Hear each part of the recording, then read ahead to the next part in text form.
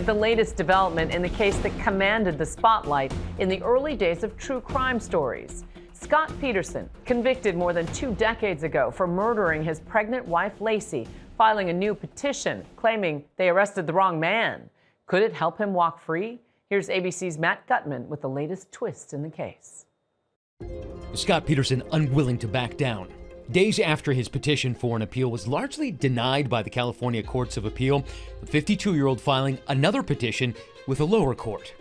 As you're filing with the San Mateo County Superior Court, they're making almost an identical argument to the appellate court, but the appellate court said it's got to go to that lower court. So they're going there. But this is the same judge who denied a lot of their claims last year. The notorious husband behind bars for over 2 decades for the murders of his wife and unborn child has reignited headlines after the Los Angeles Innocence Project took on his case last year. This latest petition once again calling the prosecution's case against Peterson, quote, entirely circumstantial, saying, quote, no direct, physical, or forensic evidence supporting any part of the prosecution's theory. Instead, they claim they have new evidence that would unravel the prosecution's timeline and prove Linsey died after they say she disappeared. In the decades that Peterson has been in prison, Linsey's disappearance and death have continued to fascinate the country, inspiring dozens of documentaries, books, podcasts like Crime Weekly. He does have a good shot at proving that he didn't really get a fair trial. TV shows like The Perfect Husband. No, they're questioning me like I'm a suspect. But that's what they do. And the 2024 Netflix doc-series American Murder, Linsey Peterson, told through Linsey's family's eyes. She left her husband, she trusted her husband, and he betrayed her. Linsey's family declined our request for comment. Linsey Peterson was 27 and 8.5 months pregnant when she went missing on Christmas Eve in 2002. Can I help you? Yes, my daughter's been missing since this morning. She's 8 months pregnant. She took her dog for a walk in the park. The dog came home with just a leaf shock. The day his wife went missing, Scott told friends he was going golfing, but later told authorities it was too cold, so he went fishing instead, heading out into San Francisco Bay, over 80 miles from home. Linsey Denise Peterson is 8 months pregnant. She's considered a high-risk missing person under suspicious circumstances.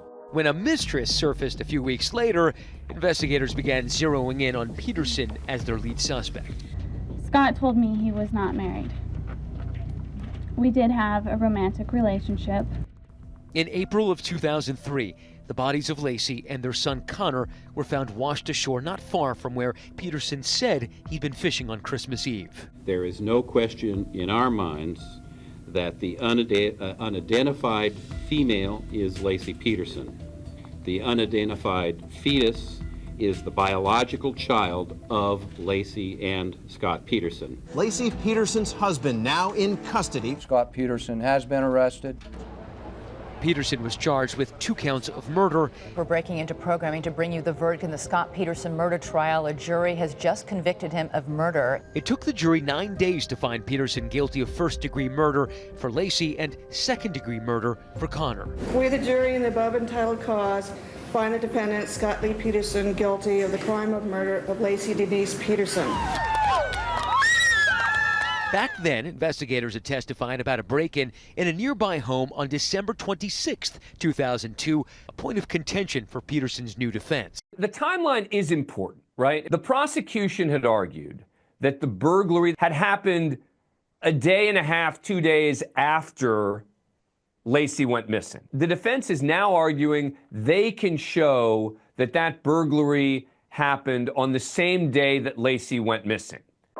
In the petition, they claim a witness overheard a conversation among the burglars about Linsey confronting them during the burglary that they want considered in the case. And the LA Innocence Project shows a re-examination of the autopsy for Linsey's unborn son shows he dies days, even up to a week after police say Scott murdered her on Christmas Eve. The defense's argument that the unborn child was alive after Scott Peterson went fishing requires you to believe that Linsey Peterson stumbles upon a burglary.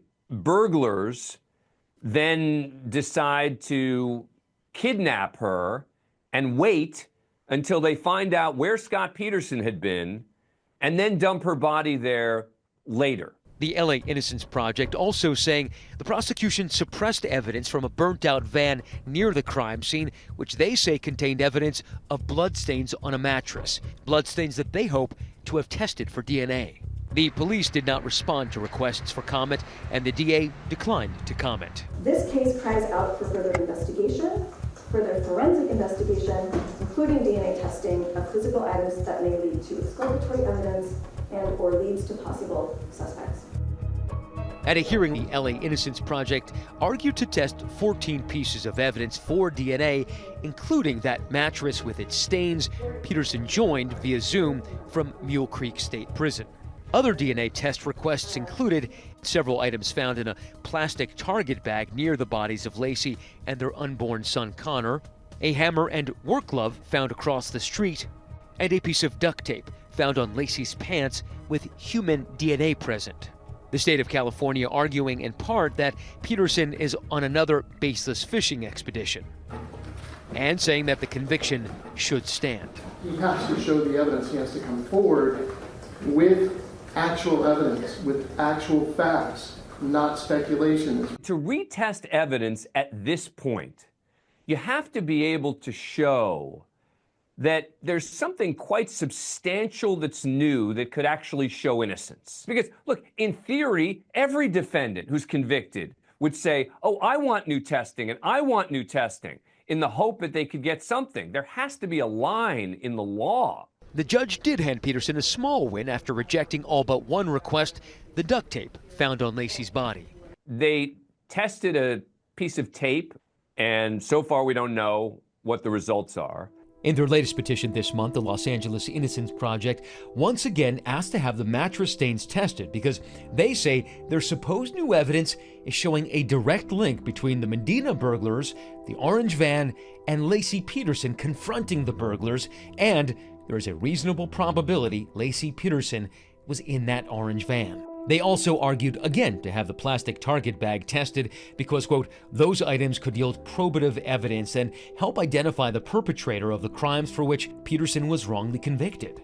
The LA Innocence Project wants the public and the courts to focus on other evidence, meaning not the evidence that was actually presented against Scott Peterson, but another possible theory that they wish had been taken more seriously as a possible cause.